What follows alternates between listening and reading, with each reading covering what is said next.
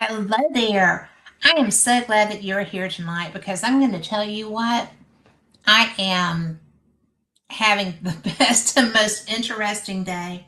I have a friend who is on with me tonight that I think is really awesome. And it is not Rick McCullum. I know that's what most people expect when I say, I've got a friend coming on with me tonight. But I have a lot of friends.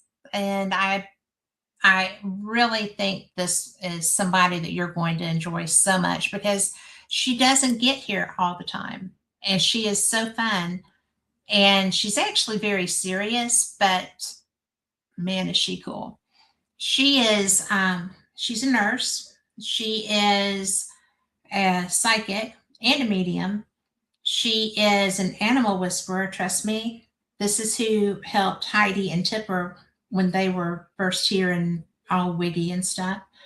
Um, she is somebody that I have a lot of respect for. She is a brilliant author. She has written so many books, but she has a new one out, and it is about her. But she is so cool. She's a medium. She's a psychic. She's a um, been on television and radio. She is somebody that I think probably blew Zach Bagan's mind. So she has been on with his show. And I just want to bring her in for you because Jean Lundgren is special and you're going to love this. So, hello there. Hey there. How are you doing? Um, Besides being tired and jet lagged and all the yeah, I'm doing things. good other than that. How long were you over there? I didn't ask you that when we were a couple talking. of weeks. A couple of weeks. I was in the UK a couple of weeks. Yeah, Yeah. What'd you do? visiting family and friends, and went to Cambridge University. I'd never been there before, and of course, I never have a regular vacation. It's usually a busman's holiday. Removed a couple of Yes. demons while I was there, and went to the beach, things like that, and just all over. Did a lot of things. I went to. Oh, I I must bet say, those. I went to the main uh, a cemetery in London. Heath, I think it's called Heath Bridge or Mhm. something like that, and spoke to a few people, dead people, that is, over there. It was quite interesting. Took a tour. It was quite interesting. Well, who did you encounter in their cemetery?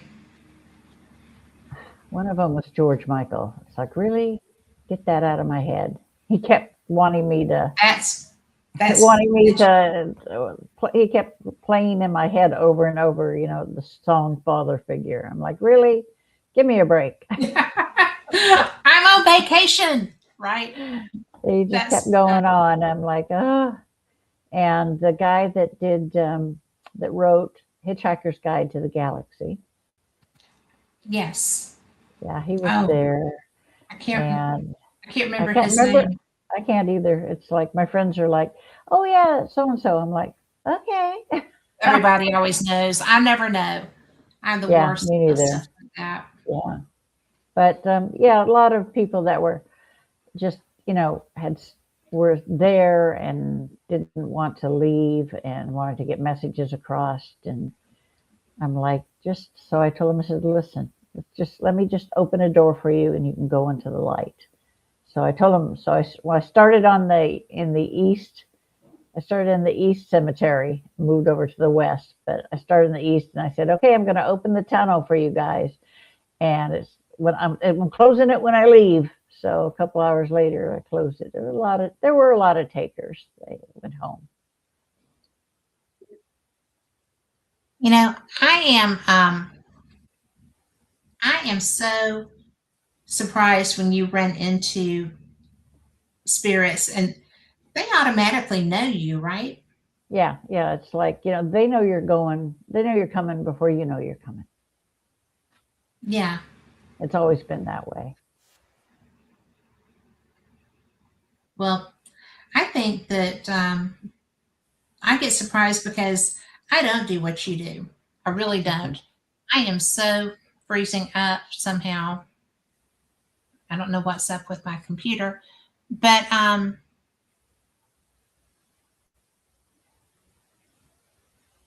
this is very odd. But I am so impressed that how did they know? Well, the thing is with me, it's like wherever Ariel and I go, they know Right? ahead of time where we're going. You know, that's like Ariel's vibrational frequency is quite well known to them, so they will follow her a lot of times. You know, I came out one night from my work, and there's a cemetery, an old cemetery down, a block away, and I'm like, come out, and it's like winter time, and here's this demon at the other end of the street where I park is a dead end, and here's this demon at the other end, and I'm like staring at me, and I'm like, this is not the OK Corral. Go away. I'm tired. Leave me alone Go before I away. kill you. And it went Well, I away, mean, but that's it's what she like, does. yeah, and it's just That's like, why Demon Slayer is the title of the book, right? yeah, yeah. Yeah. Well, I am so excited because we have Angie in chat, and we actually it's a couple, and I have lost it. Ah, it is Ryan and Angela Oh yeah, from yeah, BBC, yeah. and nobody look at the everything behind me because I have to do that. I'm trying to get this fixed so that we don't have a wild and crazy attempt at communication. That never is a good thing. No, no. So, It's like we used but to say in the military, and what we have is a failure to communicate. I know, right? But that's never good when you're trying to do a radio show. No, So, I have found that people frown on that. for But sometimes reasons, like all the people that I'm streaming through, right? right? But I am.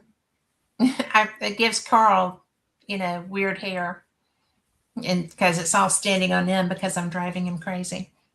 But when I want to know how old you were when Ariel showed up. Birth. Really? Yeah, my grandmother. My mother dumped me on her parents. I was a couple of days old, and my grandmother said that she knew the moment she held me that there was angelic energy, and that I was the fulfillment of the prophecy that was handed down in our family from all the women from the 1400s. And she said she knew the minute, and the minute she got me, I mean, the animals were right there. Michael was always there, and my grandmother was a psychic medium, so it's like Right. she could she could sense the demons, but that was as far as it got. But how I saw demons normally was like most humans do. Originally, it was, a black mass or a black shadowy figure. But about 4.5 years old, it changed. I started seeing demons in their true form. And Michael was always with me, the archangel, and he said, you're seeing them as we see them through the eyes of an angel. He says, that's why you see them in that way. He says, I just want you to watch them, learn how they work and what they do, because you're going to need it when you get older. So I knew I had the angelic energy from the time, I was dumped on my grandparents, but I didn't know her name and what she did until I died and went to the other side. And that's when Michael said, this is who you truly are, not this shell that you see in the physical world. You're Ariel the Archangel. She's a demon slayer, and it's time you started doing what you're supposed to be doing. And that was when I was about 25. Wow. So, but I'd had demon encounter before that when I was in the Air Force. what were you, because you're a nurse, and Mhm. where were you when you saw a demon in the Air Force? I was working in emergency room. We had gotten a call that there was someone that had been missing, and they were about to go into his room to see if he was in there, and he had never, gone missing before. So they wanted us over there. So when they opened the door, basically they thought he was dead. So they wanted us to go Right. in and remove the body. So we get there, he opens up the door, and the young man is sitting curled up against the wall. And I couldn't tell if he was breathing or not. So I proceeded, myself and another tech proceeded to go in. And just when I stepped inside, I could see a demon up in the corner of the room and the ceiling. And I'm like, oh crap, Yeah. we got to get, so got over there, and he had a slow heartbeat. He was still breathing. So we put him on the gurney and took him back to the hospital. And we got to the hospital. I went out to get supplies for an IV, to begin an IV. And I came back in, and the demon was trying to take his life force from him. And that was the first time that Ariel came forward. And my consciousness kind of went to the back. It was kind of like I was watching this all from a distance. And Ariel came forward and said, this one belongs to us. And whatever that demon saw, he was gone in the heartbeat. And so I started my IV and moved on. And I went and saw him before he got out of the hospital. And he said, I had the strangest dream. He said, I had a dream that a demon was trying to take my soul, but an angel, a warrior angel, a female one, came and saved me. And I told him, I said, I didn't say anything other than the fact that, oh, God's got your back. He just wanted to let you know he's got your back. This young man was a chaplain's assistant, and he had went to a Oh, party and someone put PCP in his soda. So he was out of it for 3.5 days. wow. Yeah. I just can't fathom the kind of person that does that. And I'm really glad that I can't, because that's not something that I would be wanting to know about. Yeah. That's not I my was not idea of a happy good about that. time. Yeah. Yeah. And because of that incident, he was never the same. So he Yeah. was discharged home. So Did he recognize you? no,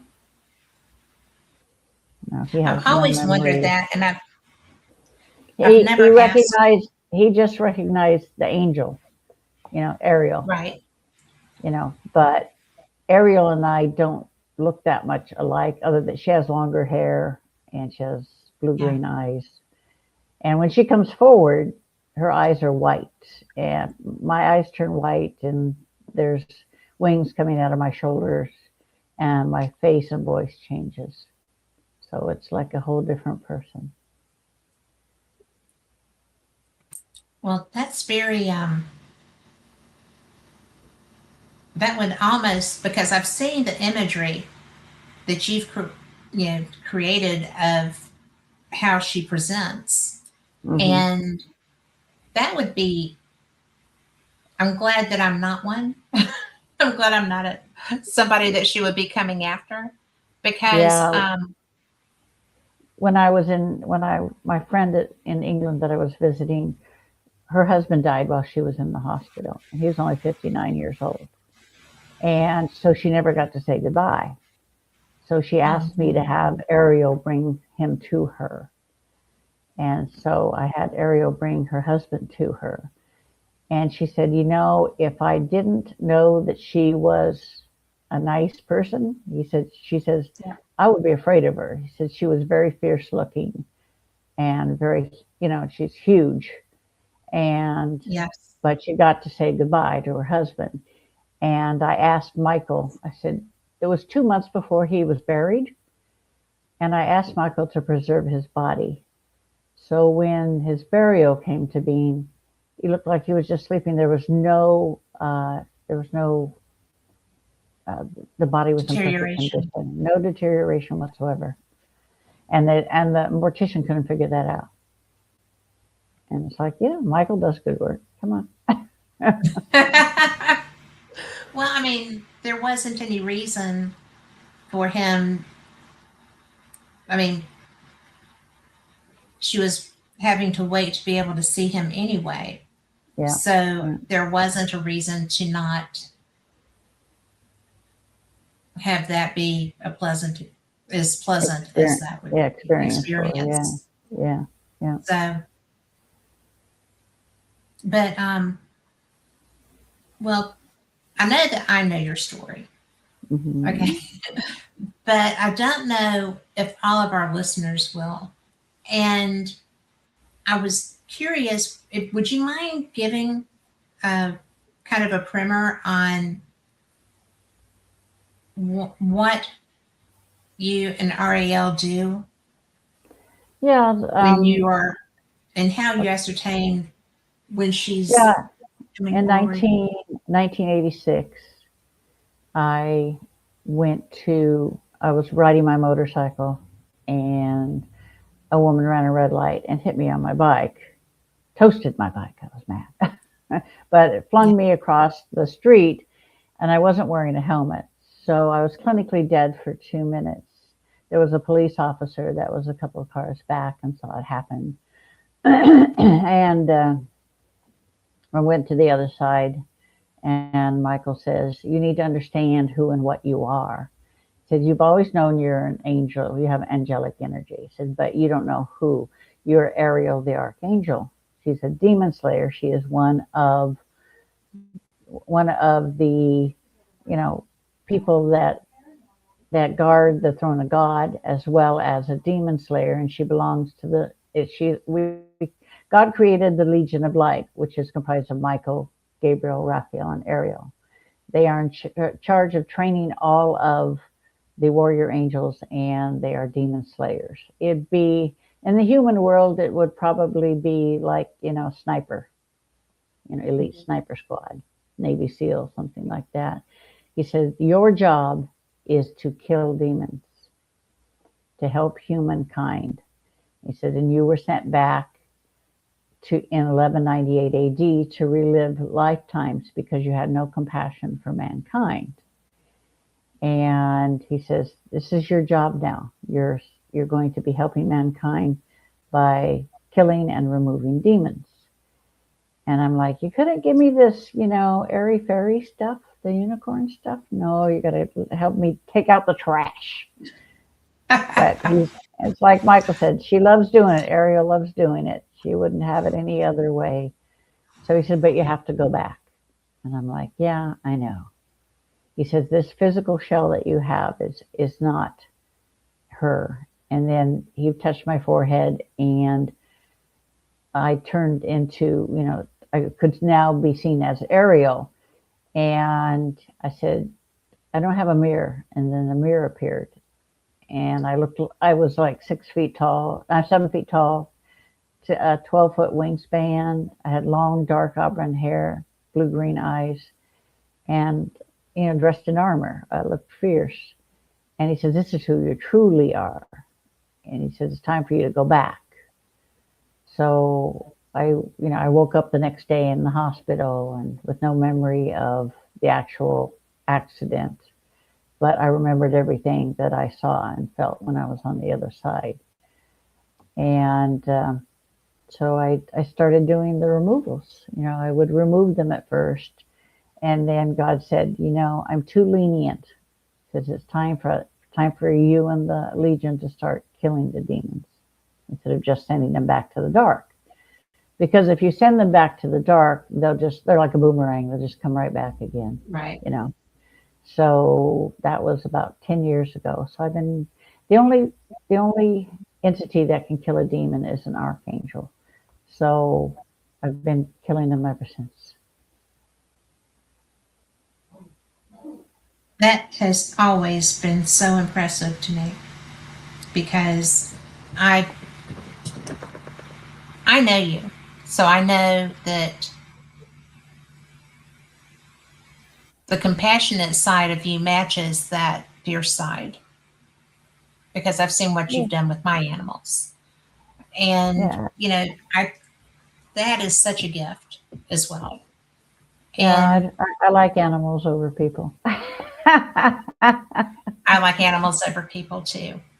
And, it's really but that night because, it was it was Tipper, wasn't it, first Hmm. when Hmm. he was so scared being here. Scared, yeah, yeah. And he's a whole different dog. And that's been years and that has held. And then with Heidi, when you spoke with her, it was interesting because she was my heart dog, and she Hmm. got she got leukemia and passed away. We did everything trying for that not to happen, but leukemia is a bear. Oh yeah, So if yeah. anybody tells you that your dog has that,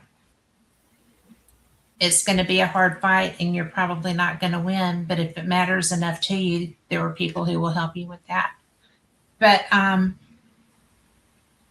it just amazes me because she sat there, and I told you, I think later, she sat on the Hmm. couch and she was listening to you. She was listening not to me because, and she was like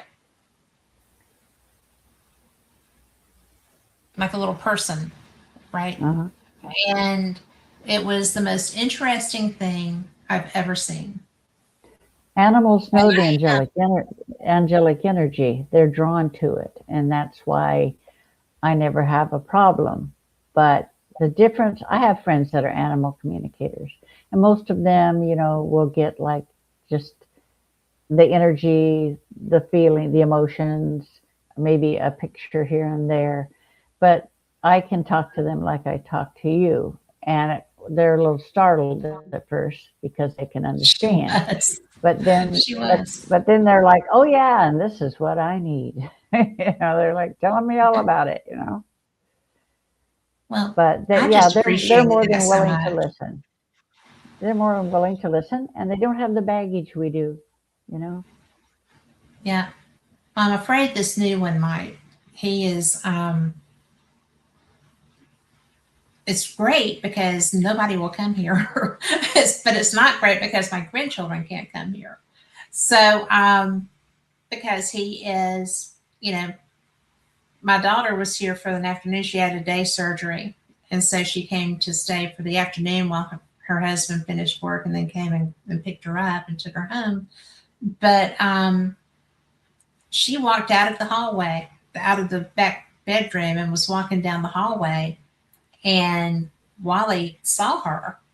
And bear in mind, Hmm. this is a 100-pound dog, basically, and just went, and she just turned around Hmm. and walked back down the hall. And I'm like, you can't do that. You have to be nice. If I'm letting them be, I'll tell you who to eat, okay? Don't eat my kids or my Yeah, grandkids. you. Yeah, just But send me a picture and we'll talk. Wally and I will okay, talk. okay, but you're going to love him. He is the best heart dog. Um, they all have been. They all have been. Yeah. But now he has Tipper, and I know that I have spirit dogs here. So, Hmm. which I didn't know that I would, right? Oh yeah. I didn't, Yeah. I did not know that. And Willow, my white dog, that was the Spitz mix, um, I get all of these dogs that have been so abused, right? I don't know Hmm. why that keeps happening, but I guess I'm a good shelter, for their Yeah. hearts. But Yeah. You help heal them. So. I do. That's they heal me too, so it's a good Hmm. balance. But Yeah. I've physically seen her, and she Hmm. was walking down the hallway, and there's a dog leg into the kitchen if you don't go into the living room. And I was just coming in the house, and she came down the hall and cut over to the kitchen, going to the dining room where she would always eat and get her water and stuff. And I'm just like,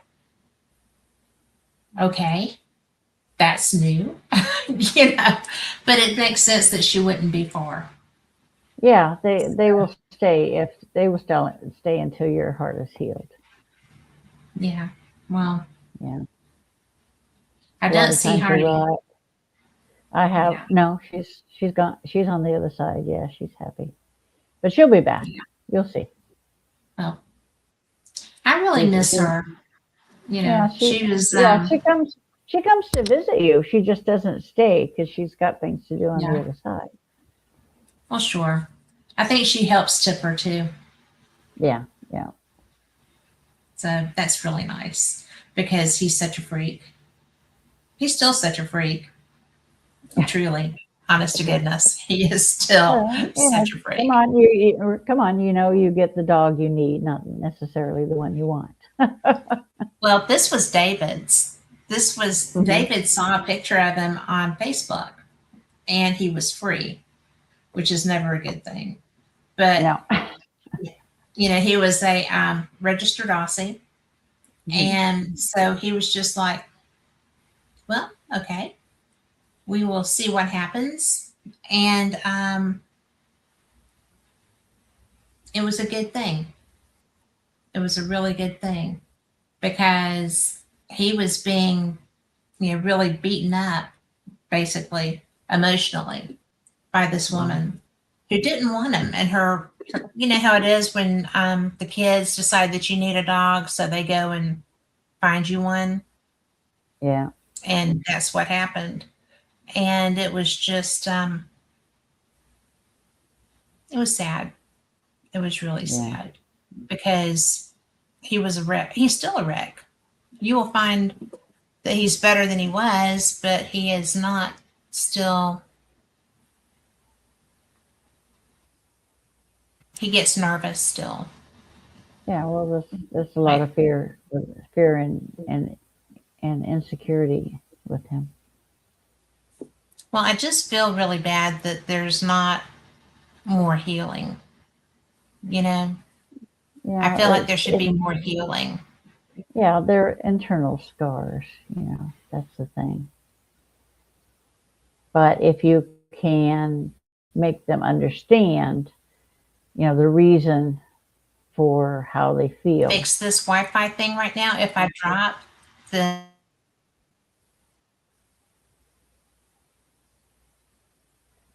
Yeah.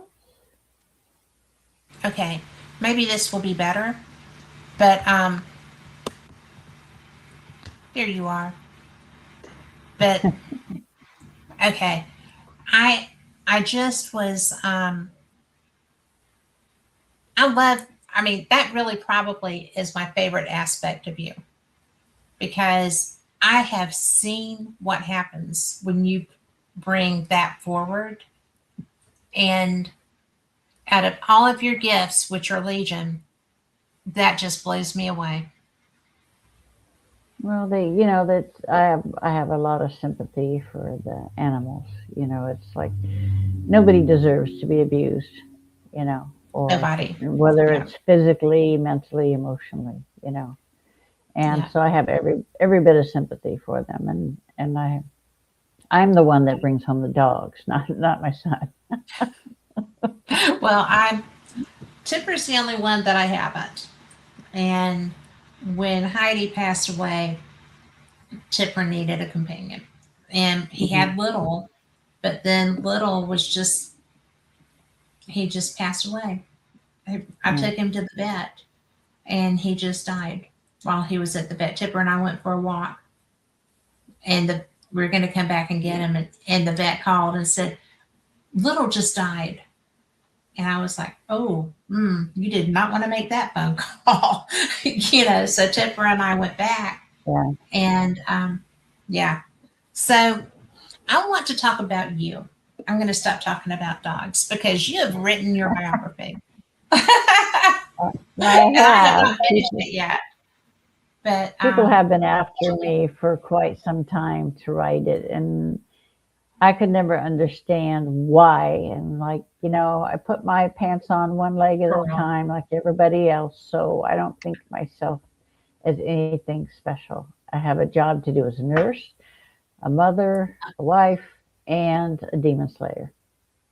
Yeah. So for me, it is the way it is, and some of it, I've had people tell me that have read the book that it helped them to better understand some of the things they went through as a child, and with their abilities and being able to hear and not understanding. So I'm happy as long as it helps somebody, to understand, uh, why they are the way they are, or that they're not the only one that has gone through some bad times. I was raised by an abusive mother once. My grandparents raised me for the first 5 years, and it was wonderful. But my mother decided to come back in my life. She needed a built-in babysitter, so Right. um, so then I went through a lot of physical and emotional abuse because that's the way she was. She was like bipolar plus on top of that she was a very aggressive and nasty person. But you learn to, and she had a thing about my gifts. She didn't want to hear about them. She didn't want to know about them, and I better not show them because she would beat me for that. The baseball bat was usually handy. So, but you learn the quiet times when the other side visits you at night, and you can talk to them and they can teach you, and you can grow, from their advice and their learning. And it's always a learning experience. I mean, I'll be 68 in November, and you never stop learning. My grandmother always told me knowledge is power. Continue Yeah. to learn all your life. And so I did. I do. She died when I was 20, and I was in the military.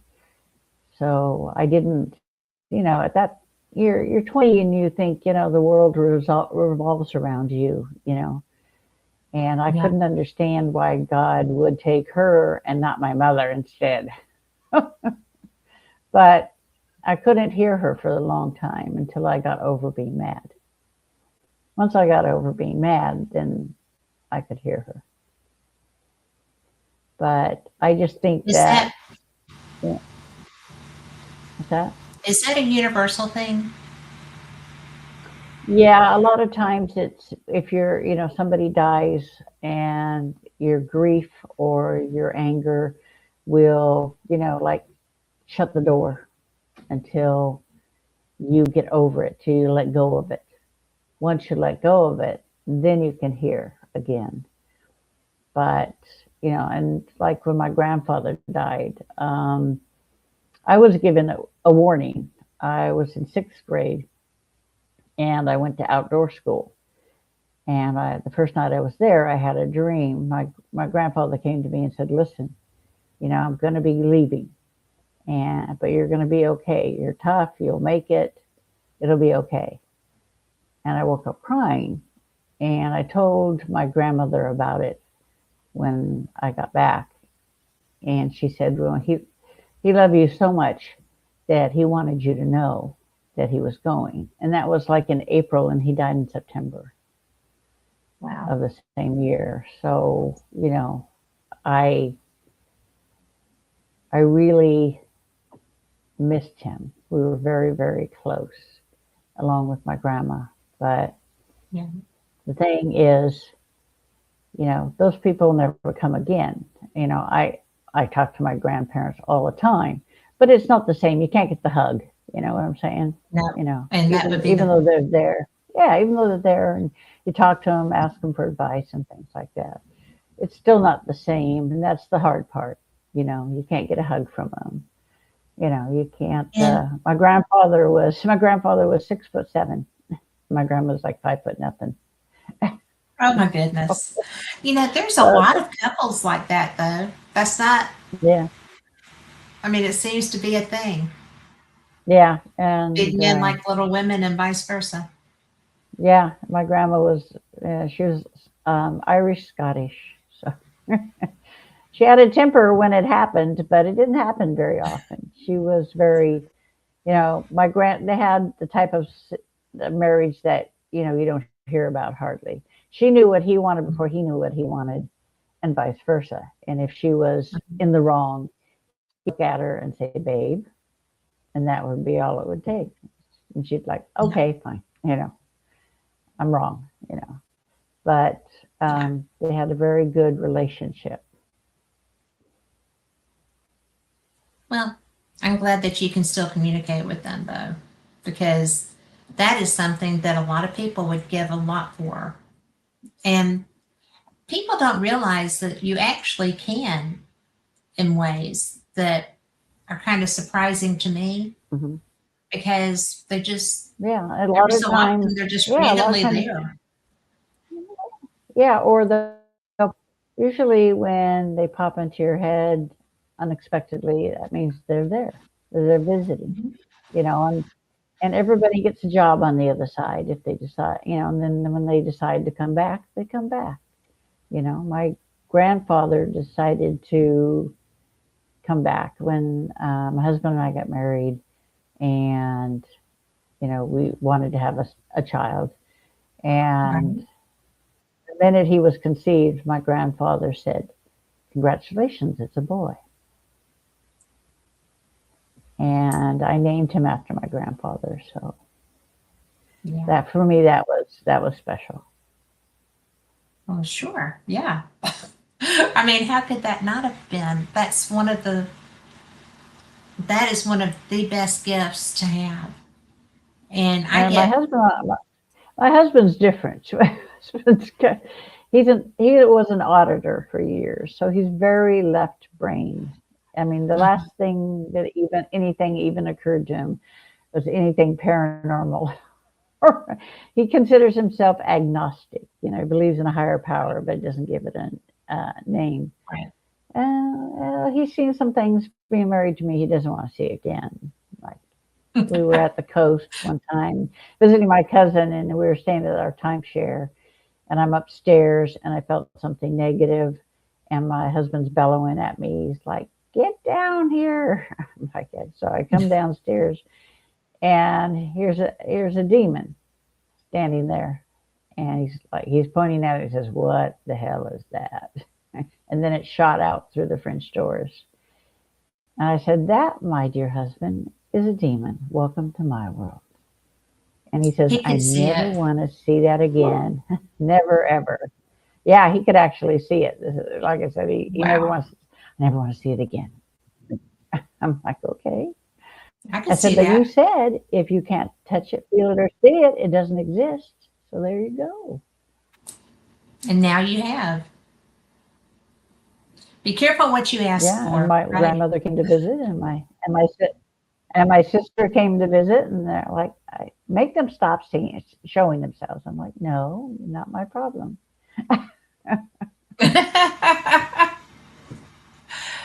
How did that go over? Not so good.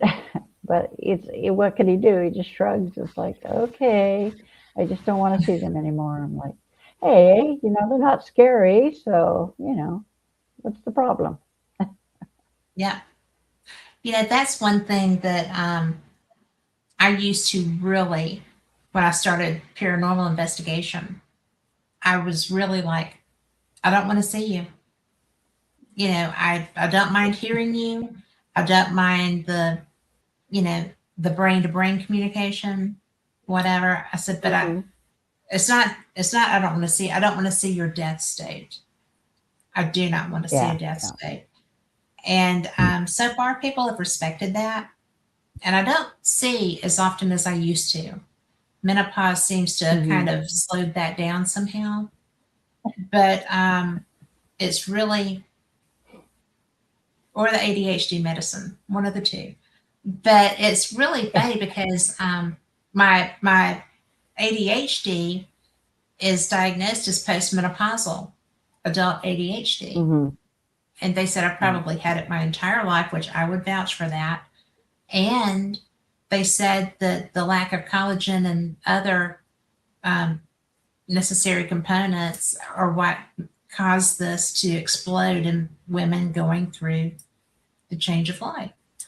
And I was like, so this is just the gift that keeps on giving. Is that what you're saying? And they were like, yes, ma'am. That's exactly what we're saying. But now And you're I'm like, oh, easier. thanks. Yeah, I'm easier to treat than an Yeah, adolescent. I don't know. It's hilarious. Yeah, it's always been the same for me all my life. It's like I've always heard them, I've always seen them. You know, people ask me, well, don't they scare you? You know, when you talk about demons and stuff. And I said, no. I said, they don't. I've been seeing them that way since I was 4.5. And I said, that's a weakness. If you fear them, you can't deal with them, you can't remove them, you can't kill them. I said, why should I be afraid? They're more afraid of me than I am of them. And I don't have a problem with that. You know, it used to be we'd go out and do an investigation or whatever, and Ariel would stay hidden, within me. And demons are a lot like people in the way that they look at the outside. They don't see what's Mhm. inside. They don't even try. So whenever she would come forward, they would be like, oh crap, like she's here. Oh, bit the wrong But tree on now, that.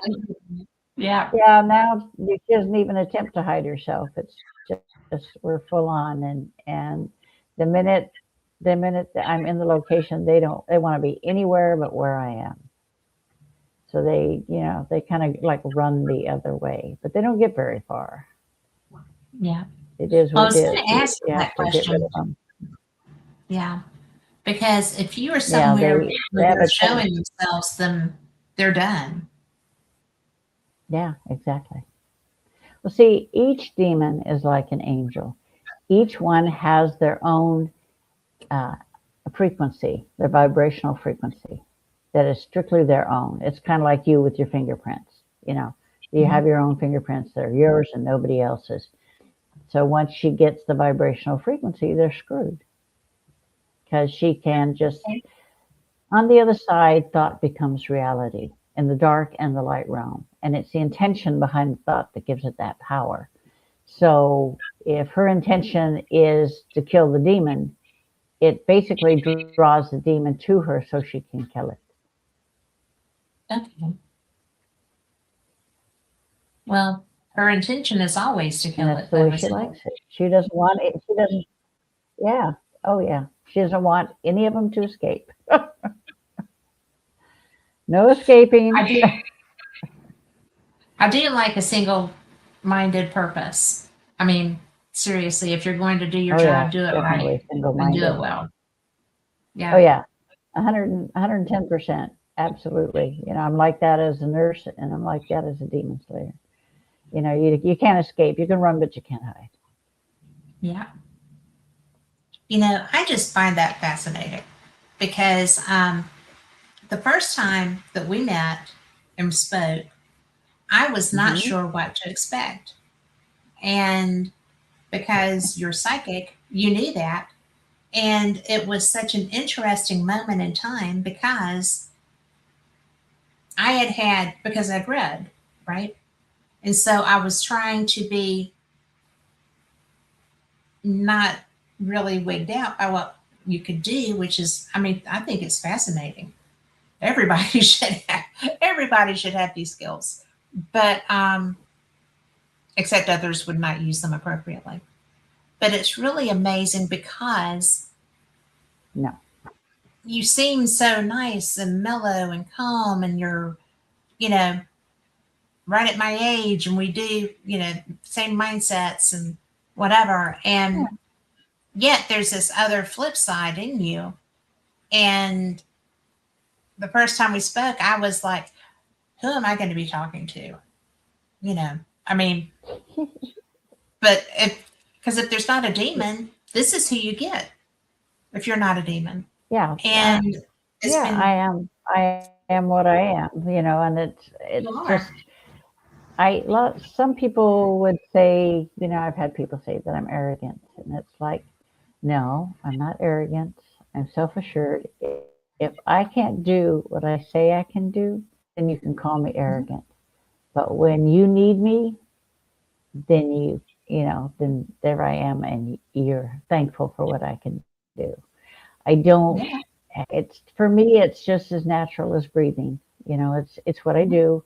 I don't think of anything special. I know there are 7 archangels in the world today, and I'm the only demon slayer. And I know where the other That's 6 are. astounding. So Yeah. it is what each one of us has a different job to do. Yeah. What kind of jobs are the others? There's one that's a communicator. There are 2 that are healers. There's another one that's a facilitator, and there's another one that's is a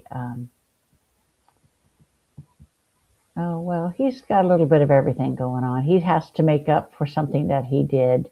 What happened was there was a plane that was about to crash, and instead of letting the plane crash, there was a child on board, and the child cried out for help. And so this archangel pulled the soul out before the crash happened. Well, what he didn't realize was the child was actually one of the survivors, was supposed to survive and didn't. So he had to come Wow. back and relive a physical world life and understand the meaning of life. That's what his is all about. Wow. So you can't, I mean, angels make mistakes, archangels make mistakes, and you have to be responsible for that, and you have to understand it. And so that's what a lot of them are sent back to understand, you know, different lessons about the physical world and humans and life. I'm the only one with the trash can. Well, but that is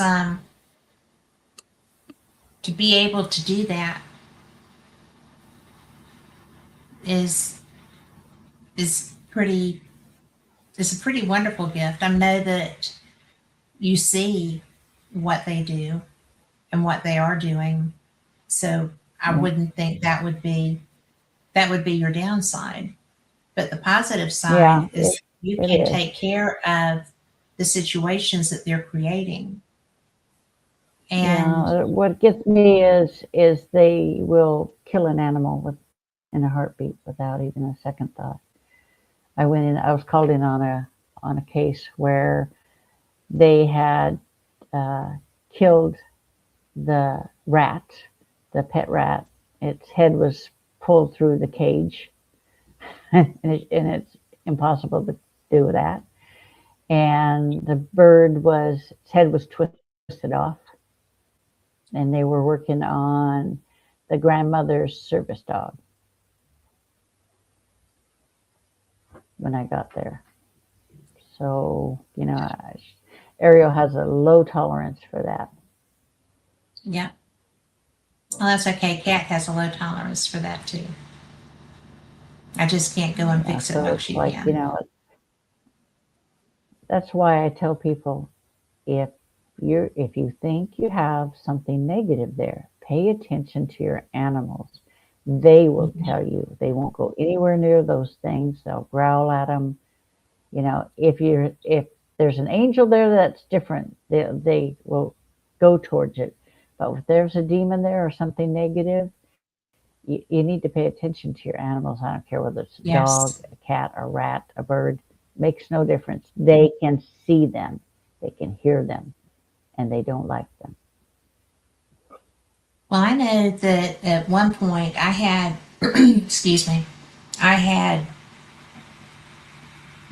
very unintentionally come into contact with a group of people that thought that was fun. that sought the darkness. And Yeah. we were on the same radio network. And I was just kind of like, oh, well, no, I'm not doing this. And so I left. And it was a very Mhm. weird thing. And they all communicated, and stuff started happening in my house.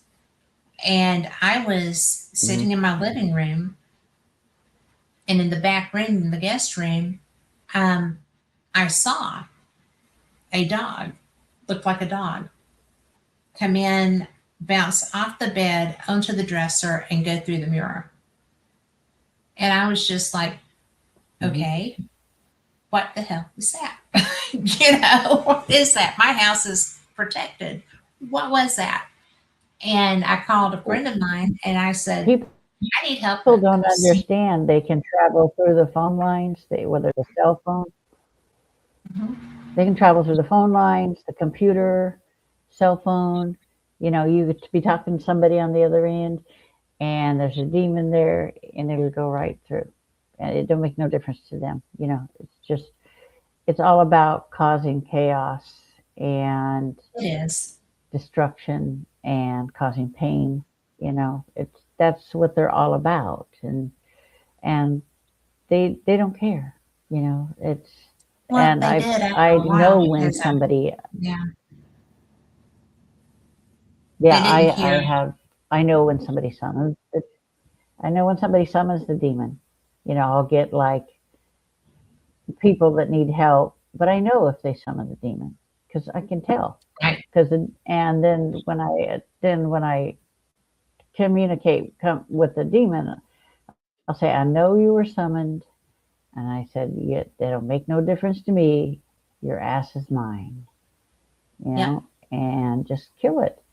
But people play with that stuff, and They that makes me do. mad. It's And like when it makes me mad. I've had cases where somebody had been paid to summon a demon to put it onto somebody to make their life a living hell. mhm. And, so if I get a case like that, I take the demon and I put it on the person who summoned it and let them play with them for a while. And Just then I kill it. turnabout fair I play. want them to, yeah, I want them to understand this is what happens if you mess with them. Well, I called a friend of mine and I just said, look, I just saw this happen. She's a psychic and she's very, Hmm. very skilled. And I called her and I was like, I don't know what this is, but it looked like it had a face like a greyhound, but it had a body like a lab. It was a stocky. It didn't look right. Hmm. And she was like, Yeah, oh dear. She said, I'm going to send you the ritual and you can make your own holy water. You don't have to do, just make it right. so and don't do it by yourself. And Hmm. so I had to go to my husband, who at the time thought that all of that was hokum, right? And I said, I need to do a cleansing on our house. So if you have a poker tournament to go to or something, that would be great. And, I don't, but this has to happen. So my research partner at the time was a guy that did not, I mean, he was very boom, boom, boom, and not given to given a lot of credibility to this type thing. And I said, all I need you to do is what I ask you to do. And if I say something and ask you to repeat it, do it. And if I say something and I say amen, I want you to say amen as well. And then you're in charge of the holy water. And I have spray bottles. I want you to get every corner. I want you to get, top and bottom. So we're going through and he's doing it. And I'm doing the prayers and I'm doing everything. And all of a sudden I'm doing my thing and I said amen and he's not saying anything. And I was like, you're supposed to be paying attention. Yeah, you have to stay with me here. And he was like, oh, amen. And so later, not then, not that night, later he told me, I said, and it's so weird that you just completely went off track. He was like, He that's saw because it. I saw it. He saw He it. saw it. And I Hmm. said, well, what did it look like? He said, it looked like some guy in a black ghillie suit. And I said, he's ex military. And I was like, Hmm. really? And he was like, absolutely. And he was like, so, and then right when I saw him, the little trigger on the spray bottle broke. So he was having to hold the Hmm. trigger in place while he squeezed going through the house. And so it was just like, I'm glad he didn't tell me because I don't know how I would have felt about that. Because I was already, I knew I had to do it. I knew I could do it. I had utmost confidence in the person who told me what to do. I had the, I mean, I had the real tools. Right. And so it was just like, okay, this is my home. I'm going to protect and defend my home. And Hmm. this is how this is going to work. So that's what happened. Yeah, because it's all about the intention. The intention gives it power.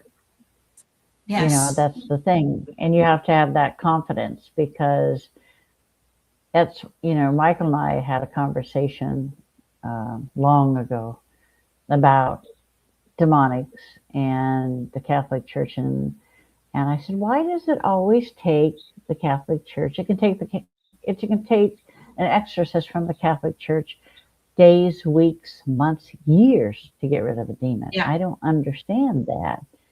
And Michael says it's because they have doubt, whether it's doubt Yeah. in what they're doing, if they can do it in themselves or anything, then you might as well hang it up. You cannot have Yeah. any doubts whatsoever. He says, that's the difference. And it helps that you have an archangel inside of you, Doesn't hurt. whereas they do not. And I'm like, Well, I oh, tell you, okay. And it was when I was young. well, but it's so funny because I guess because I talked to you and I talked to people like Jennifer, and I had no doubt that this was going to be Mhm. what needed to happen. Right. And it was just, and I was very thankful for that because the Hmm. people that did this, I mean, I sound I sound Southern, Hmm. and they thought that that meant stupid. Of course. And, so because they're not.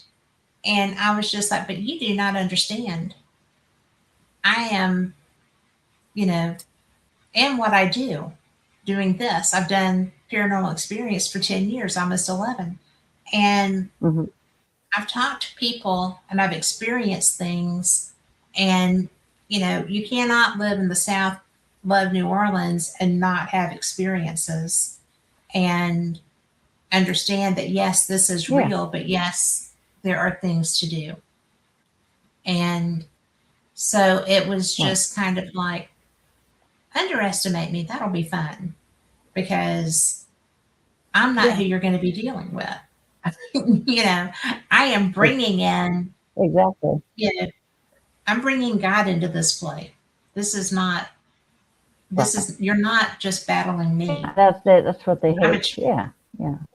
yeah, I mean, I'm a child of Yeah. God. But they I'm not. underestimate humans. Like I said, they do not they do not look what's inside. They only look at the outside, nothing more, Yeah. because that's how they are. And I had a conversation with Lucifer one time, and he didn't like it because I was calling the young demons, the lesser demons, stupid. Right. I said, well, they are stupid. And he said, no. He said, they just haven't learned. I said, they're stupid. I said, and I'm not about to let them learn on me. And I said, and you Nope. know that as well as I do. I said, I'm not going to be their, person to give a hard time to because I just kill them as soon as look at them. No problem. People ask me, well, don't you talk to the demons? I'm like, no, why would I? They've got nothing to say that I want to hear. It's like, Nope. come on, give me a break. Other things to do. I don't fear. Yeah, I don't fear Lucifer. I had a case I went in on where the woman had 20 entities in possession. Oh my. And it's like we got down to the last one. I mean, 11 entities for 20 years. And I removed him, got down to the last one, and he just wouldn't leave. So I went into the demon's brain and I found out that, because I can get in their brain, I found out that it had been given a job and just said, screw you, and blew him off. And so he was in hiding. So I'm like, so that's the reason. So a friend of mine was with me, and he is ordained minister, and then another friend that wanted to come along with me to the removal process. And I said, fine. I said, Lucifer, come forth. And both of my friends saw this entity appear at the end of the hallway and start walking towards us.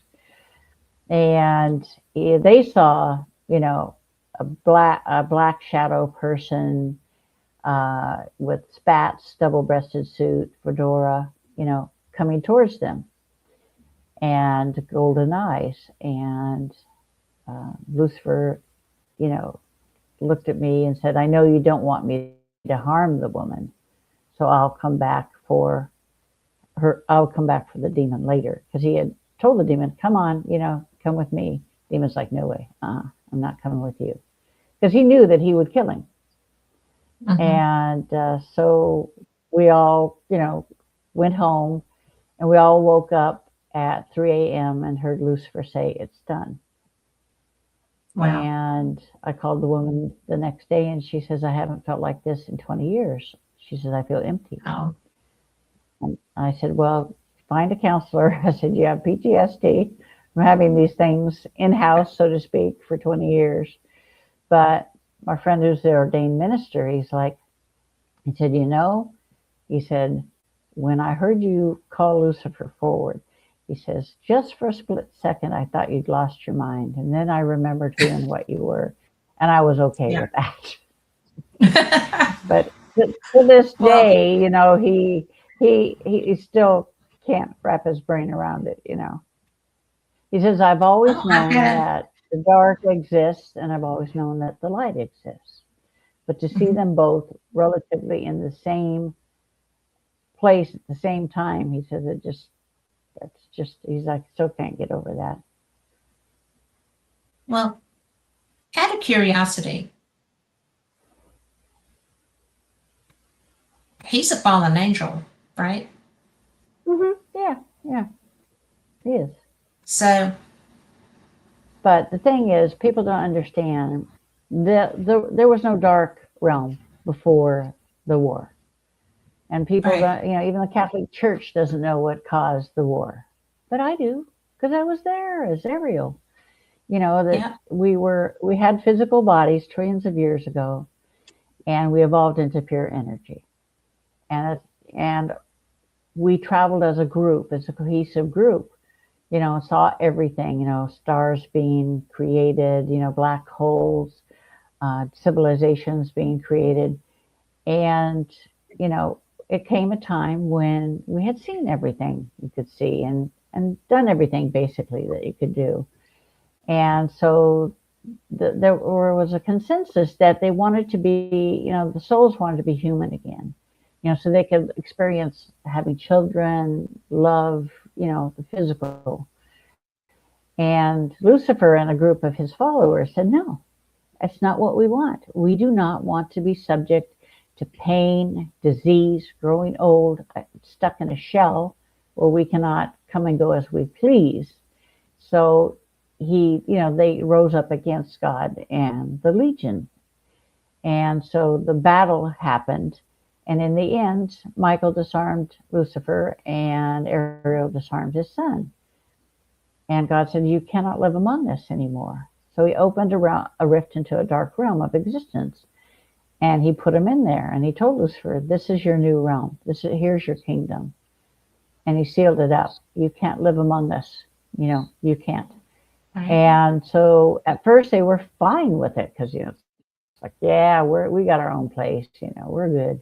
But over the trillions of years, they've become angry, vengeful, and that's why they attack the living, because each living body contains um, a white light soul, and they Right. blame them for dark, and so that's their whole purpose. But it's not saying that you know Lucifer was, it was God knew that it was a matter of when, not if, Lucifer would cause problems. He knew that from the beginning. Well, And so that's why yeah. he created the Legion, so that, who were in charge of all the archangels and the warrior angels. And Right. so he knew there would be a time when this would be needed. So, Lucifer does have respect for the Legion, for God, for Jesus. But, in the dark realm, there is a hierarchy. There's Lucifer, his first, second, and third in command. Then there are the old demons, who are the most powerful and the wisest. And then there are the lesser demons, who are the young ones. And then there are the minions, the creepy crawly dudes, the shadow people, things like that, harpies, and just as there is in the light, there's a hierarchy. But Lucifer does have that respect, so that when, he encounters Ariel, he bows to her, because there is that respect, because he knows, and if push comes to shove, she'll kill him without even a second thought. And that's a lot of the respect, because she doesn't tolerate it. She won't tolerate it. I have got to find a way at some point, now or afterlife or whatever, to see you as Ariel. I think Yeah. that's so. I think it's astounding because to me, I mean, you're almost like Clark Kent, right? And really, really and truly. And then Yeah, when you're if you see me not, in person, and there's a demon present, you'll see her. She'll come forward. I have, well, just as soon not have a demon there too. But Yeah. I do know that's how, what would have to happen. But when the first time this happened, you were young. Oh And yeah, yeah. I mean, My first actual encounter with the demon, where I communicated with it, was when I was 18.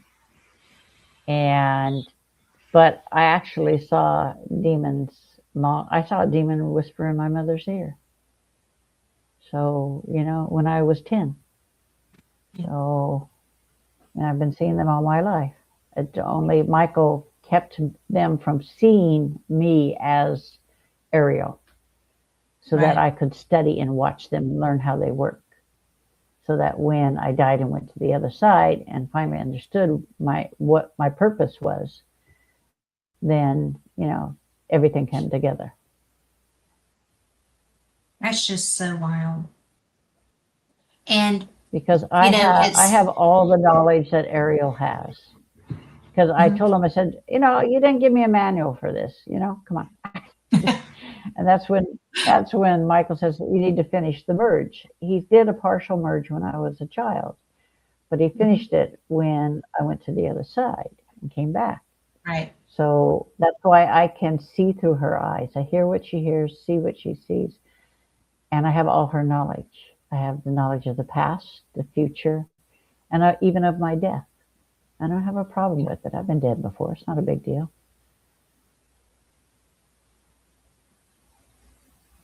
I don't, I don't know.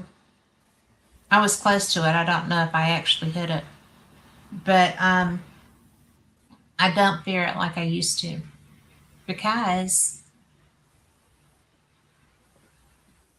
it would have been easier at that moment to have it, right, than to not. And I'm glad now to be here. Hmm. But Yeah. it can be a very freaky moment in your period. I mean, how are you focused? How are you able to focus to were you afraid? No, No. no. I just I would I rather just I would wanted to rather see face how a thousand demons than deal with my mother when she was alive. I had that stepfather, so the same causation. Um, Yeah, yeah. it's just so I don't know. I don't know what my reaction would have been had that continued. Even as a child, I was never afraid of them. It's Yeah, because, and I know that's because of Ariel, and she's kept me safe. yeah, And it's like, it's like Michael says, Ariel and I guard the body, the physical body. It's they take care of the body. I had yeah. I had about a cancer, so but they Yes. said this is you're having this so you can experience it, so you can understand. As a nurse, I'm like, yeah, I understand. I don't really think I needed it to understand. So But, I have seen this but, before. I don't really think but, I need this now. yeah. But they said, yeah, you really needed to experience it to understand. So I'm like, okay.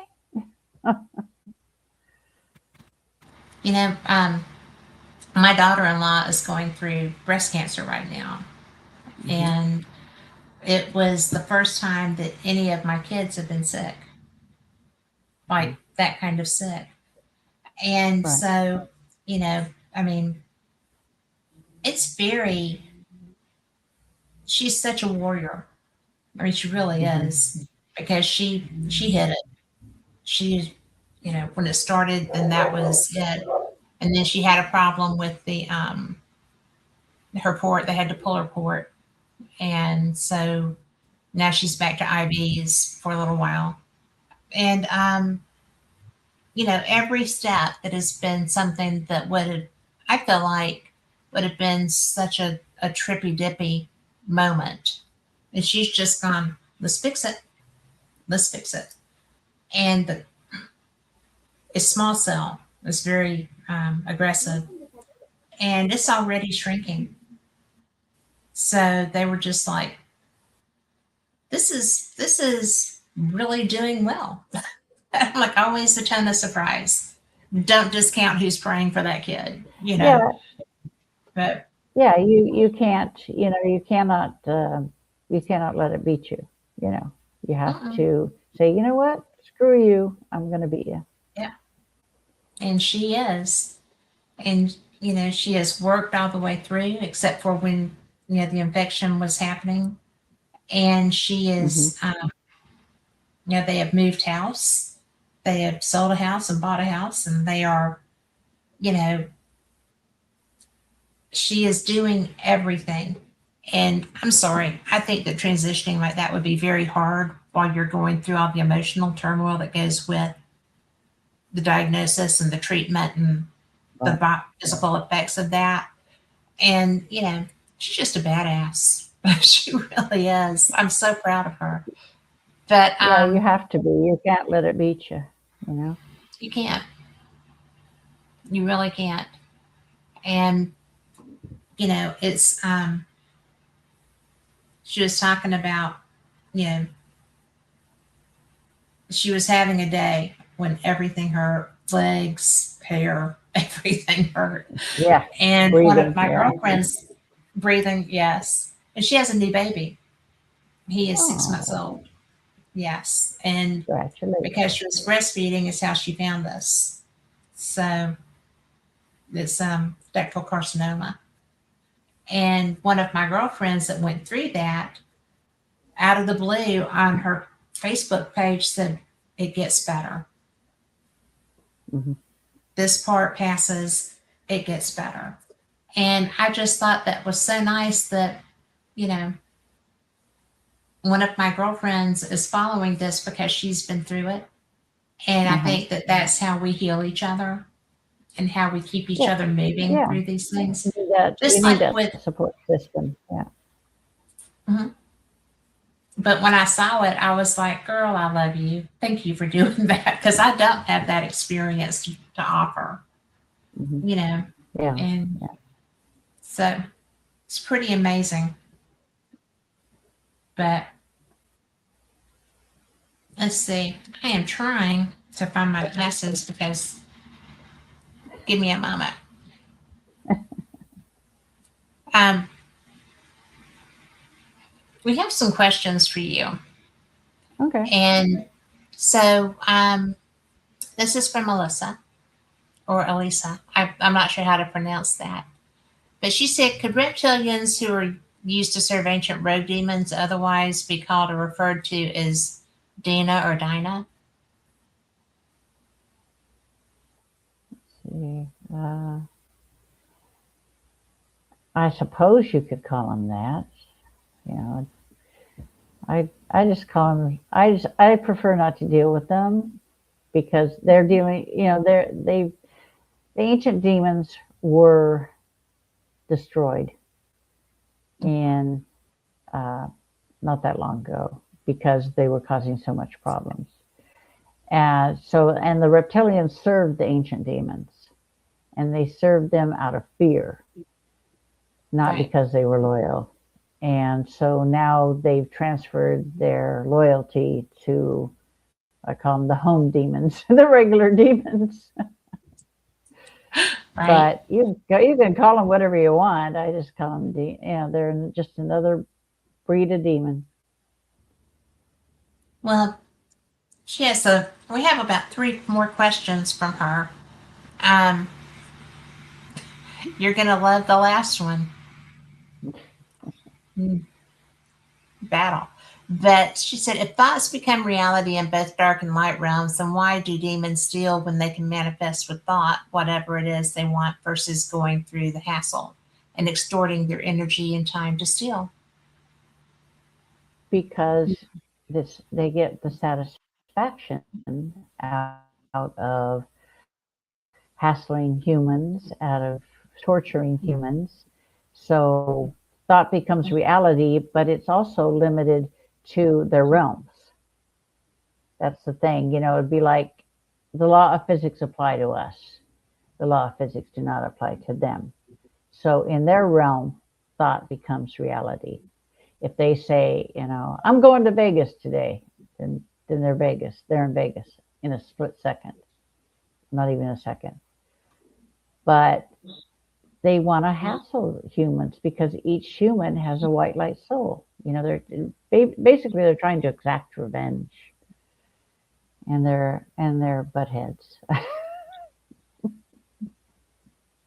Okay. So, and the one that, the last one is that the demon that is still there says you can't find her.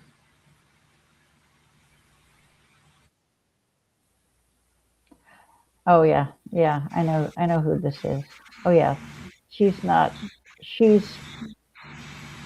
I haven't taken her out yet.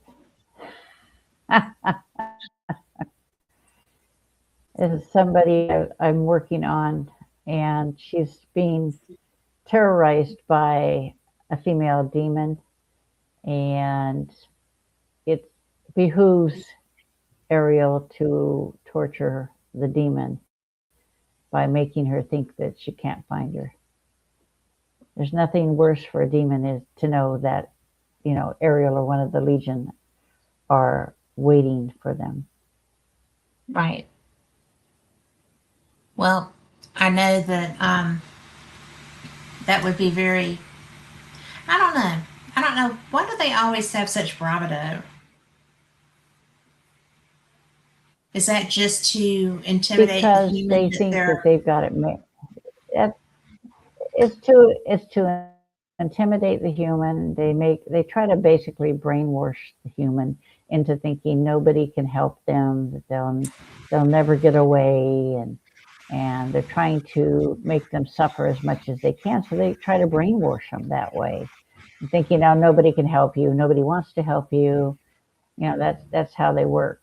But then a lot of times one of the legion will go in and they know where the demon is, and they let the demon know that they're looking for them, and the demon thinks Mhm. they'll never find them. But what better way to make them worry about being found? Yep. But just prolong the agony, like, oh, they'll never find me, and then next thing you know, they're dead. Yeah. Well, that's got to be so Because demons satisfying. don't experience pain. Yeah, demons don't experience pain, and they think they got it made, but they just don't have a clue. Well, I have found that's true with humans that have that cockiness too. It's very Yeah, satisfying when it gets sure. fixed. Yeah. Do you get Hmm. satisfaction when you Yeah. have a situation like that? Yeah, because it's, in the end, the demon gets killed, the person gets, rid of what's been, attached to them for years, and then you move on to the next demon. And a lot Right. of times, see, demons are kind of like animals in the way, like dogs, they travel in packs. It's Mm. never just one demon, because a lesser demon is a young demon and it has to answer to the old demon. One of the old demons is Okay. usually in charge of several of the lesser demons. And when you connect with, I can follow the lead from the old demon to the lesser demon to the minions. It's like following the yellow brick road. They're all connected, interconnected, Right. and you can see it. The old thinks that they'll never be found out either. And then you kill the Yeah. old demon, and the rest is history. That's that was an interesting part of a conversation because I had not I don't know,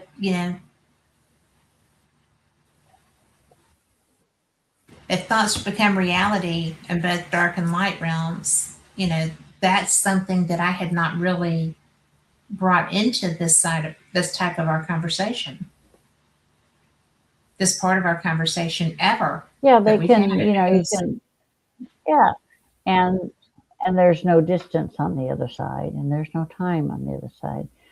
It Mhm. would be like you could be in your kitchen, okay, and if you go to the sink, you're in Jamaica.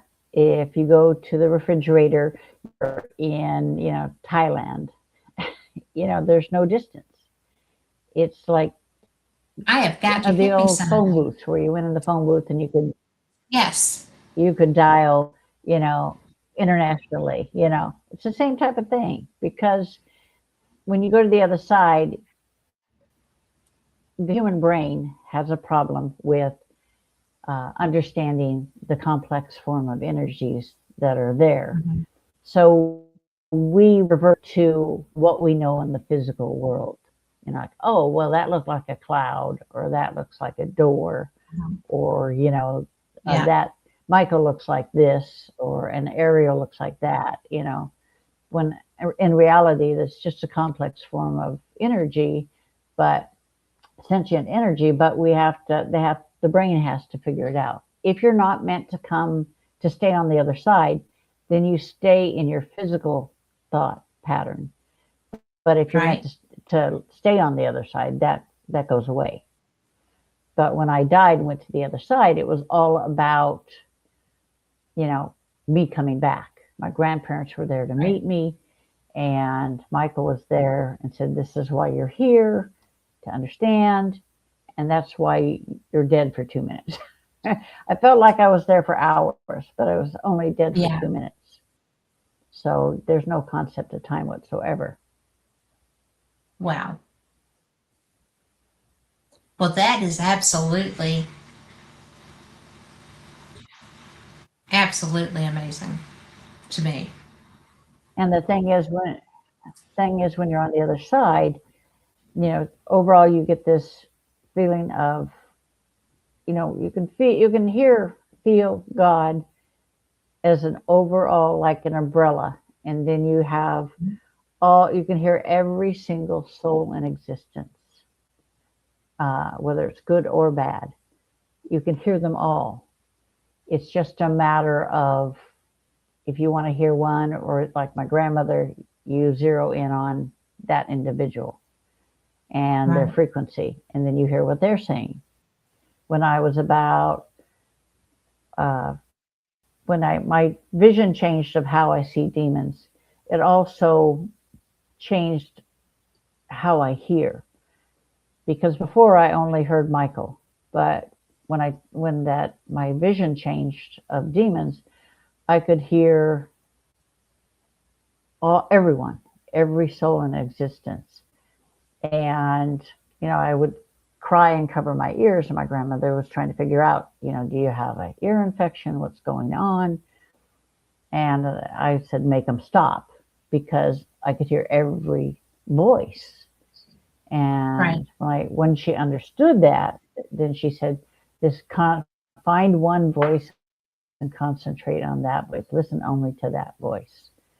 And that's how I learned to individualize as a kid and listen to one voice, one person. Hmm. But it's confusing when it kicks in and you can hear everything and everyone. Oh, I'm sure. I mean, It's like most people will hear one person, one voice, one mediumship. One person. The medium may be talking to one person, and in actuality, there are 20 people in that room, not just one. There are actually 20 or 30. Like in the room I'm in right now, there's over 100 of them in here, white light souls, but they're just coming and going. It's like being, in the middle of Times Square. They're all coming and going. been Everybody's there. doing their That's own crazy. thing. Yeah. Yeah. Yeah. If they want to talk to me, they'll stop and talk. But most of the time, they're just passing through, just going, keeping going. Yeah. So I don't need a portal for that, because everything's in my head. That's wicked cool. Because that's a lot. I'm sorry. I've been in Times Square at rush hour, and that is a busy, crazy place. And I can't even Yeah. fathom You having. just learn to, yeah, you just learn. I just tune them out. I just tune them out. If I want to talk to somebody, I'll talk to somebody, or they have a question or something, or they need something, then they'll stop and they'll talk to me. But for the most part, I just tune them out. Mhm. Especially when I'm working, I have to tune them out, because I can't be distracted. You know. What would happen if you were distracted? Well, then I would forget where I was, what I was doing, or if I was working in the clinic, did I take this blood pressure? What was the blood pressure I just took? Because we take it Yeah. manually, or the patient asked me a question, or I've given instructions on medications, or I'm giving an injection. I have to pay attention. Oh, okay. So you would not. So that could happen if you didn't guard. That could happen at any time. Yeah, yeah, exactly.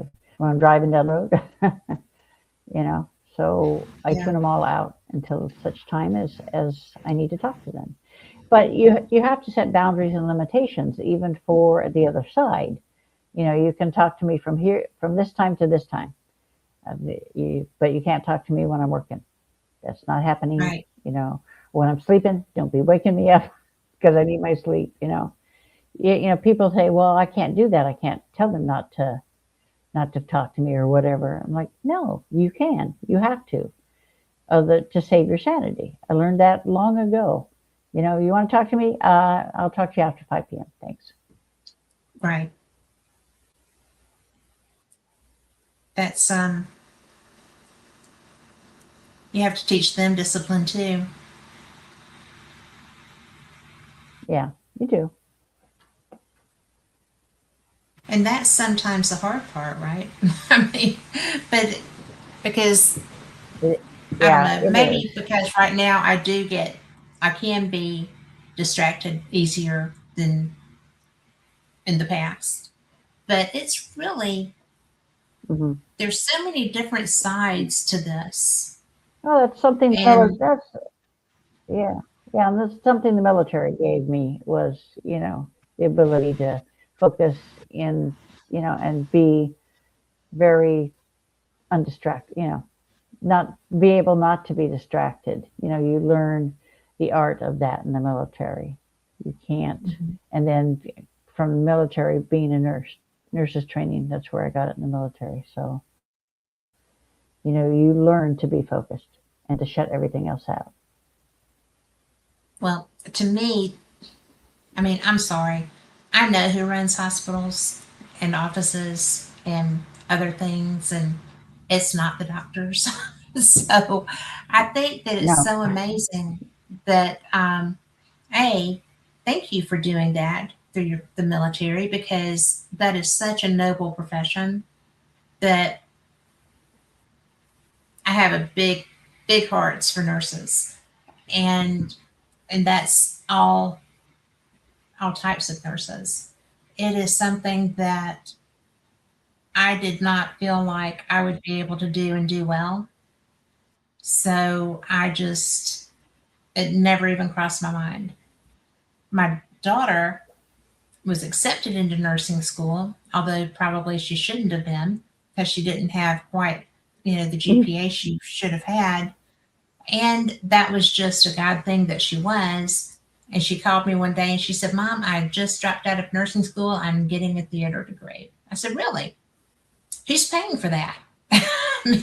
That was an interesting conversation. But it's so odd because I know what it takes to do that. And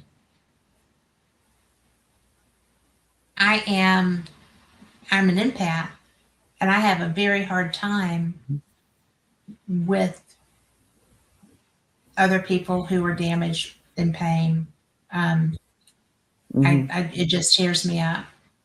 And so I really have such admiration for people like you who can deal with that and yeah, do I'm deal with that empathic, but for I a shut that living. down long ago.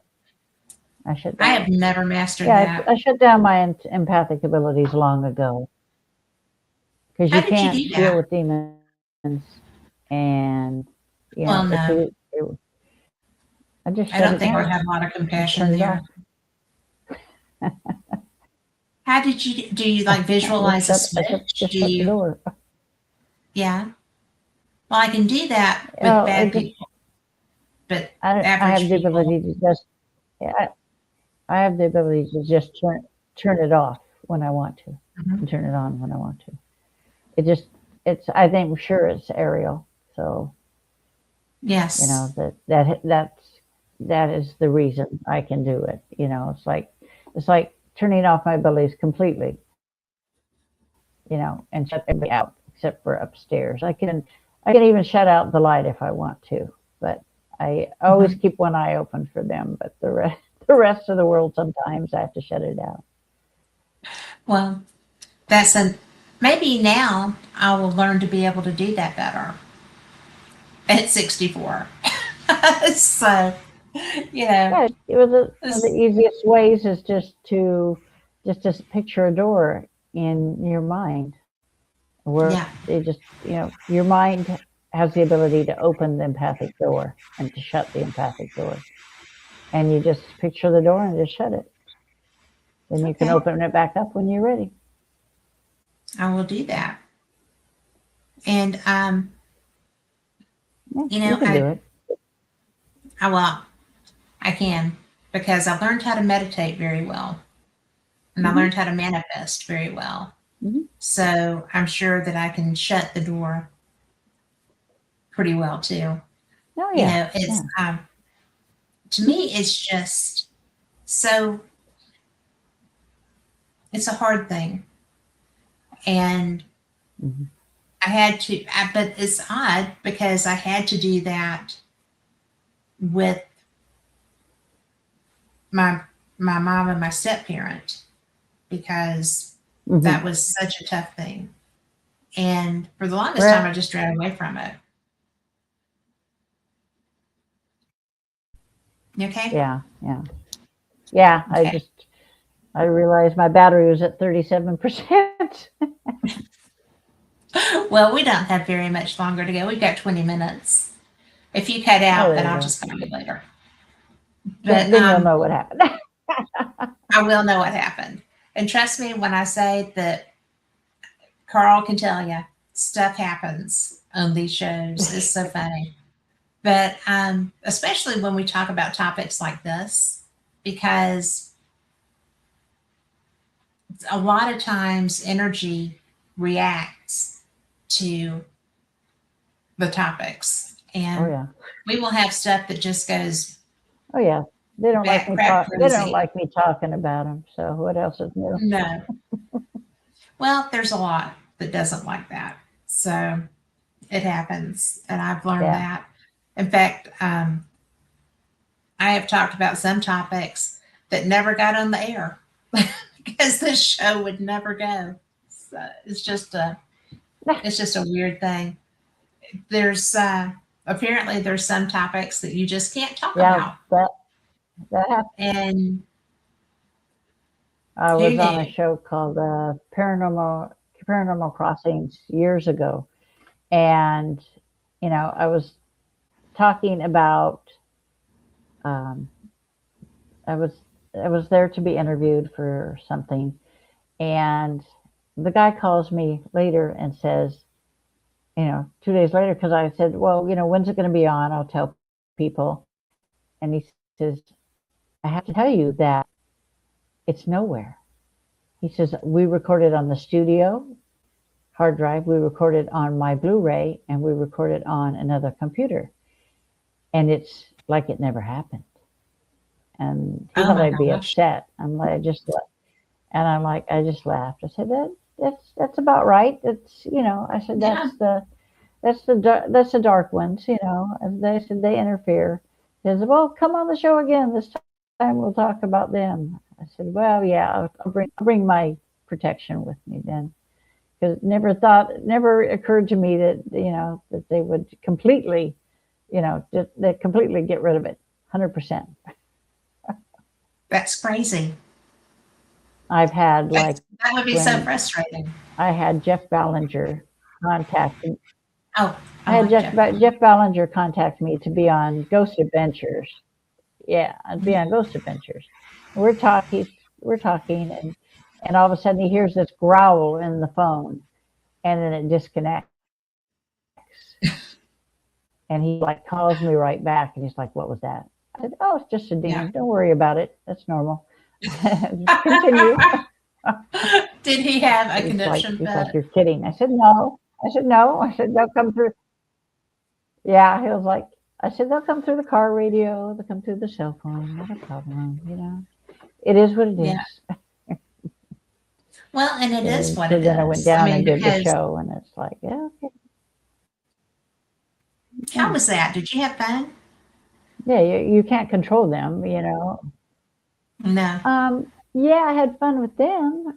The thing is, I got a connection from one of the demons about a week before Jeff Ballinger called me and said, "Listen, he says I need to give a message to Zach Baggins," and I'm like, "Really? The What am demon I did? now? Your messenger? Come Your on." messenger service. Yeah, it was an old demon,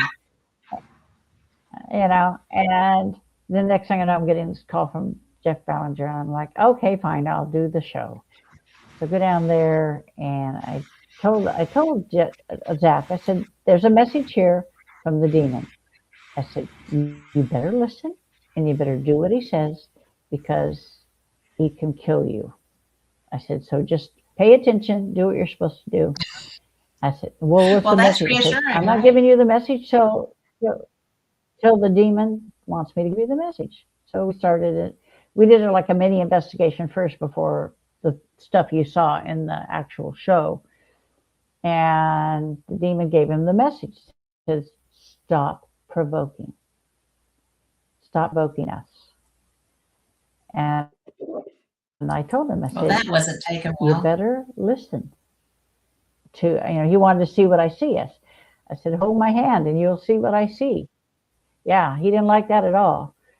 But I told him, I said, you better listen and you better do it because he can kill you Yeah. without even a second thought, and he will. I said, so, just do what he says. And he didn't. And that's the same demon that took his vision in the demon house. It's the same Yeah. demon. He didn't listen. You got to listen to the demons.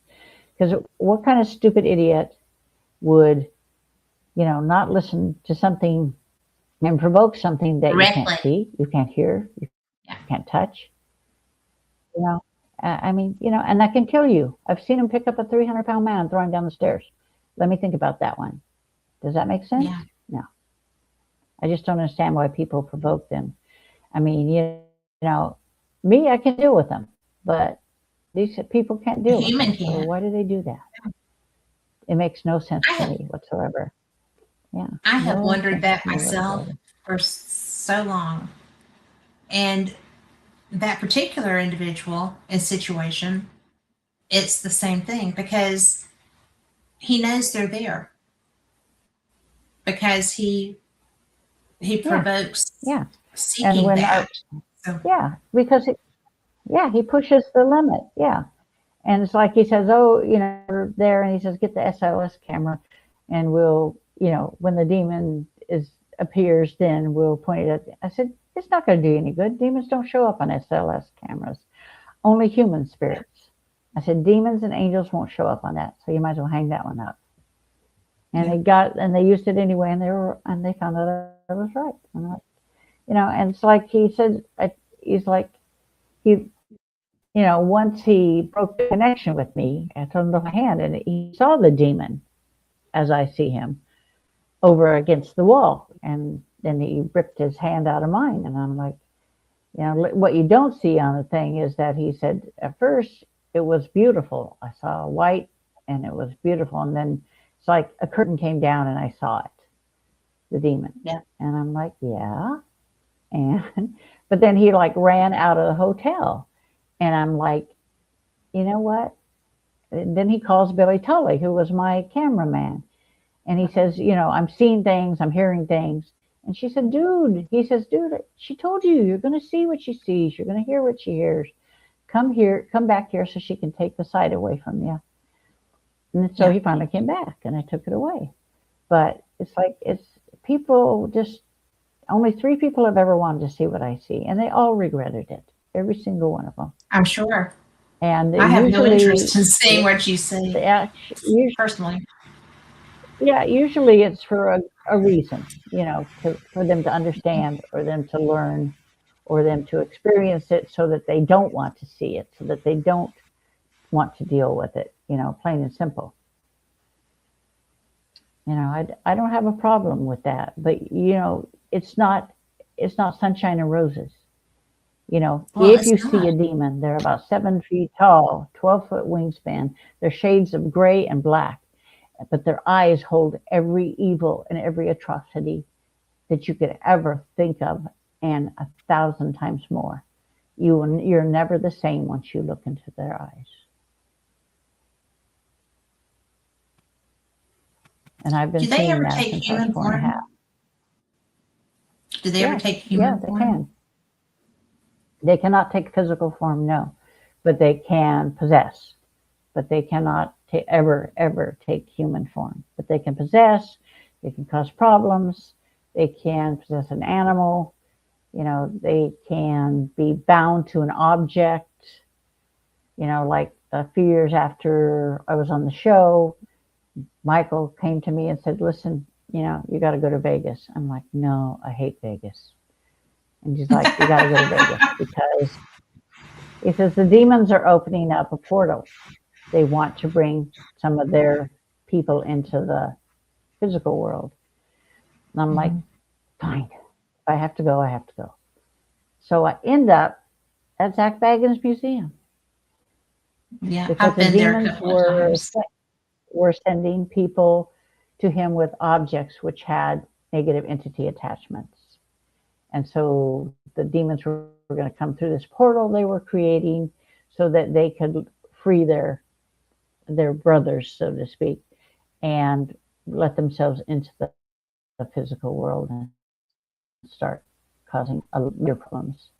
So the place was busy. So there's a lot of people there. And I'm like, okay, I'll do it from the outside.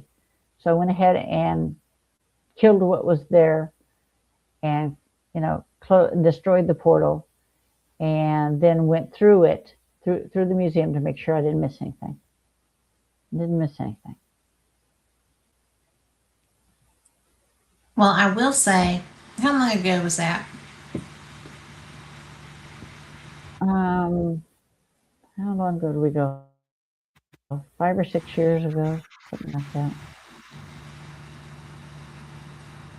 Because I have certain things that I do in Vegas because David plays poker, and usually I'll take a day trip up to one of the national parks and Mhm. explore and play and whatever. Went to Oh Area yeah, yeah. 51 a couple of years ago, but um, I like I like Zach Bagans' museum, and it's really Hmm. interesting because he has things that are not on public display that are in like separate little Hmm. niche rooms and stuff like that.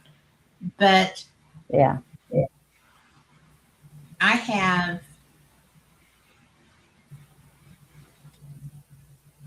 are you familiar with this divot box? Oh yeah, yeah. Yep. Is that really a possessed item, haunted item? Not anymore. Mm-mm. Because That's the one of the first time demons I took away. the first time I ever went there, I could hear verbiage, and Hmm. then that must have been before you went. Yeah. And then I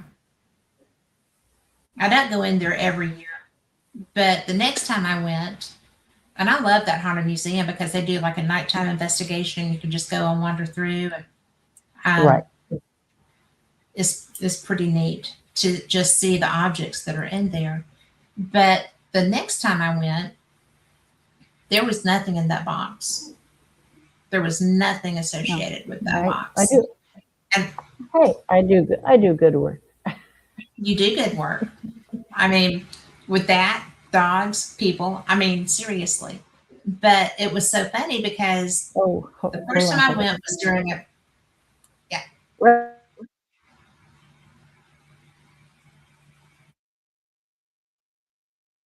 And so just so y'all know, this you can go and investigate at Zach Bagans Haunted Museum. It's in the evenings. You can schedule it. You do have to reserve, but you can go through and investigate. They will Powerful. have their own tools and whatever. So, but that first time there were, and they have air vents. I'm sure something was dragging through the sand, and Plug it in. It's not. Oops, I got to plug myself in here. Hold on a second. it's okay. You're worth waiting on. I'm just chit chatting Oops, so wrong people side. know what we're talking about. But the divot box is something that there's sand There we around go. or salt around it, and it looks like dragging through the salt, and the thing's dragging like nails dragging through the salt. And I was like, oh, that's just air vents. Well, then I started looking, and I didn't see where that would have been coming from. It's very well hidden if it was, but I don't think it was. And so, but the voice that was coming out of there was very, very obviously. Yeah, souls will not protect against against something that's really demon. What they No, just laugh it at that. wasn't. The demons just laugh. Well, when I went back, because Yeah, I just wanted to the see, black salt I make does. it was cool though, because I was there at night when the museum was actually closed, except for these, 20 people that were investigating. And Hmm. I just felt compelled to go check that box out. And I went and I found it, and there was nothing there, nothing at all. And Hmm. I did not know that you had done that, but you do good work. Nobody does. So Nobody really did. I was, The only yeah. thing, there was a gentleman outside that was taking tickets, and he was security. He says, "I know Mhm, you." He says, "I was there mhm. at the filming of the Ghost Adventures episode." He says, Yeah, "You're the demon slayer." I'm like, "Yeah, that's me." that's you. I said, he says, "What are you doing here?" I said, but nobody wanted to be there after the sunset. Everybody was afraid to be there with all those demons.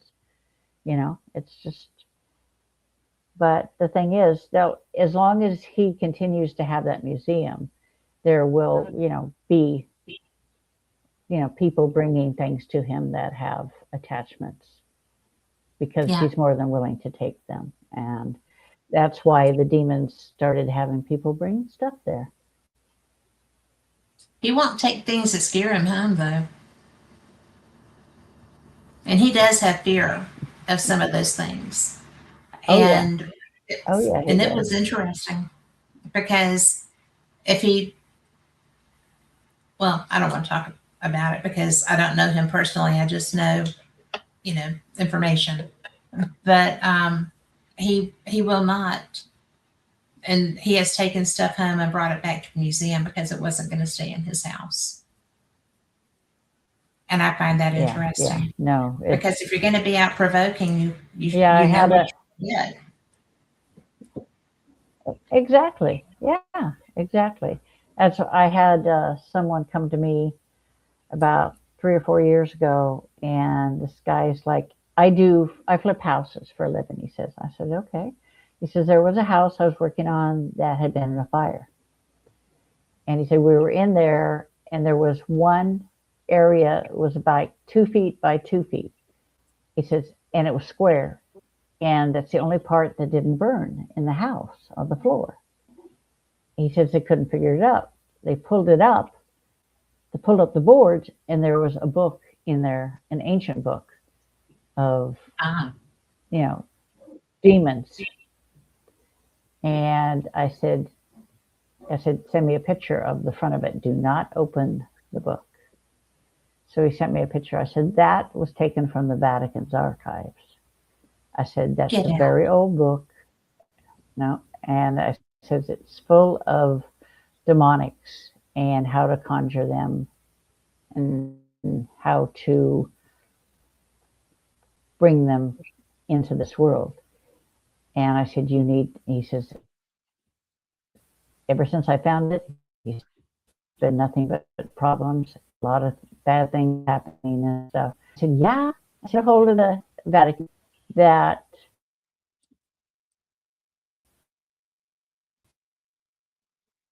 you tell them that get out of, they'll send someone out to get it. Yeah. So the Vatican sent someone to They get sent it? somebody out to get it. Can you, Holy crap. Well, I'm glad they did oh, yeah. because Yeah. And that was, that had to yeah, be I so said, you opened the powerful. book, didn't you? And he said, yeah, we did. Oh That's dear. good.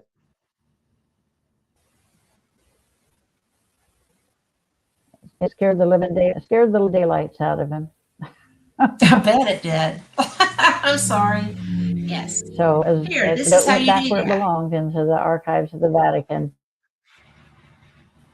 Were you able to get rid of what he let out? Hmm. You do what you have to do, you know. Yeah. People people come to me with the strangest things. I'm telling you. You know, it's like, no, I'm not going to take that off your hands. It's like, are you No, out of your mind? absolutely not. That is just, He's like, what if I burn it? I said, if you burn it, you'll let them all loose. mhm. Yeah. It's like people You don't don't, think I about it, mean, you know. They don't think about the consequences. So who knows how long that had been buried in the floorboards, you know? yeah. Well, we are almost out of time. I have just enough time for you to tell people where to find your books and where to find you if they need to. Do you want to? I couldn't hear you. You went blank for a second. I, I said I've got just enough time for you to tell people where to find you. And are you there? You went blank again.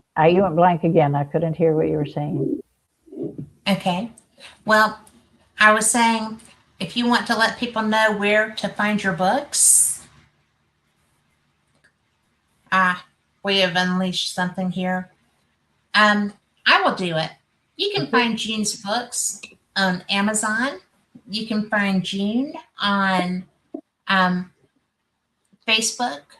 You can find her books, Demon Slayer, or her Demon Slayer books are fantastic. All of her books are fantastic. I've read them. You will enjoy that for every minute that you get. She is, You can if find me you at need her, misconnection. oh, there you are. Well, I was just trying to tell people that they could We're back. find, yes.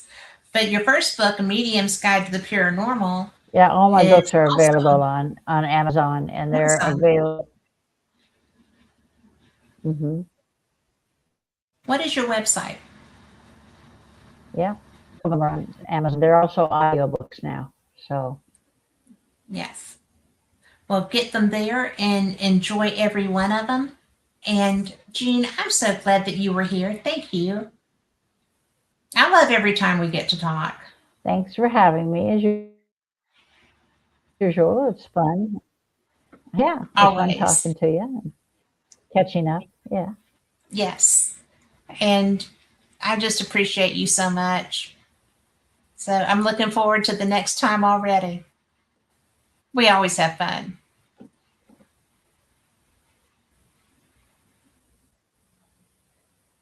Yes, So we've got to get it better. See, I told you the demons don't like me talking about. They're messing with our I connection. know, right? Yes, I know. I'm used to that, right? So it happens every time we talk about them. But I am going to say that we've got to Right? You go. should be used to it. Yeah. Yep. Yes. And we will see you next week. Same cat time, same cat channel. And All go right. get your Take care of subscription yourself. for free. I had You fun. too. I did too. Thank you. And